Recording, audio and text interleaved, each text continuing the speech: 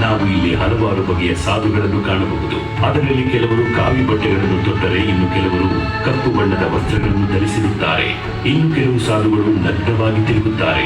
ಕಪ್ಪು ಬಟ್ಟೆಯನ್ನು ಧರಿಸಿರುವ ಸಾಧುಗಳನ್ನು ಅಘೋರಿ ಎಂದು ಕರೆಯುತ್ತಾರೆ.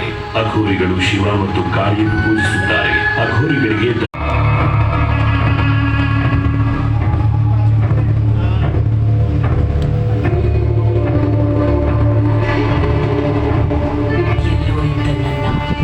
ನನ್ನ ರೂಪದಲ್ಲಿರೋ ನಿನ್ನ ಒಟ್ಟಿಗೆ ಸೇರಿಸಿದ್ದು ಆ ಕಾಲ ಭೈರವನ ಆಜ್ಞೆ. ಬಗೆಹರಿಸ್ತೀನಿ.